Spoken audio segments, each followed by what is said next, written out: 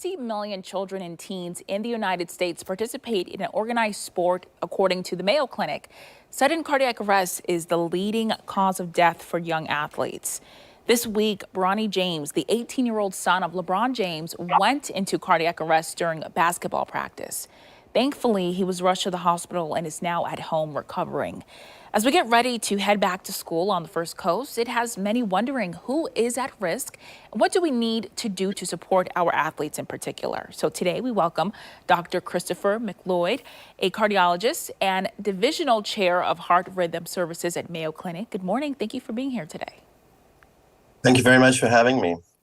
So let's start with a simple question. What is cardiac arrest and what happens to someone who has sudden cardiac arrest?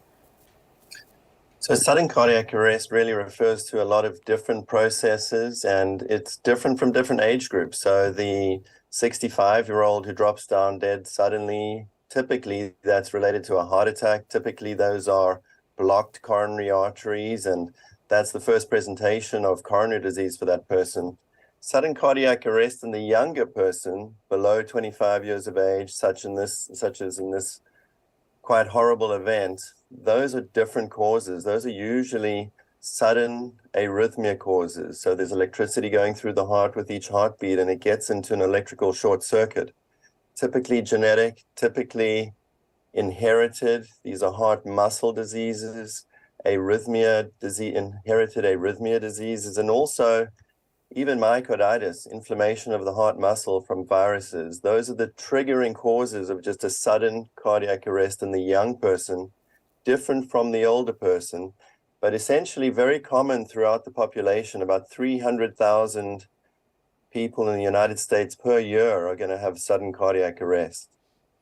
And who is at risk for this condition? And are there things that increase the risk, such as playing sports? So that's an important question. We've looked at this very carefully over the last 5 to 10 years, and we've changed our stance on who can and who shouldn't play sport. It seems that even the athletes who have been screened at a collegiate level, even at the NFL level and beyond, screening has not been all that helpful. These are sudden events, almost needle in the haystack, and it's not the sport itself that precipitates this most of the time. If you look at the young group of patients below the age of 25, a lot of those events, those sudden cardiac events, don't happen on the sports field. They happen during normal activity, normal life, and they're resuscitated, or they may even succumb. That's a very unlikely chance of dying in the community, having sudden cardiac arrest in the community, being resuscitated and making it to the hospital. And so we don't think of it as necessarily the sport itself, but the sport brings very important exposure to this. And if it happens on primetime television, if it happens to an important athlete, it gets a lot of exposure, but it's happening in the community to other youths and at all ages. And Dr. McLeod, we know so many children and teens have sports physicals, and while those are important, they might not catch a cardiac issue. What is your recommendation?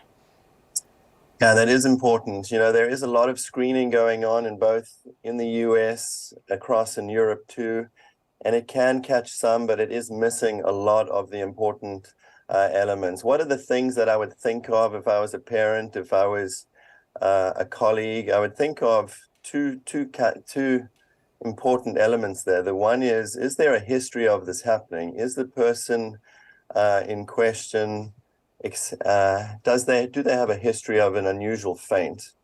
If the patient has a history of fainting, most faints are benign, but at least discussing that with your provider, making sure that type of fainting is not something that's malignant, that's going to develop into one of these sudden cardiac arrests, making sure that the reason for fainting was either dehydration, it was a vasovagal. There are many more benign causes of fainting. Then the other is family history.